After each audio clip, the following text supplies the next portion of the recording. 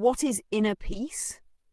To have peace of mind is to be completely relaxed on a physical and mental level. If something negative occurs and you are sufficiently at ease, you'll be able to look at it from a broader perspective.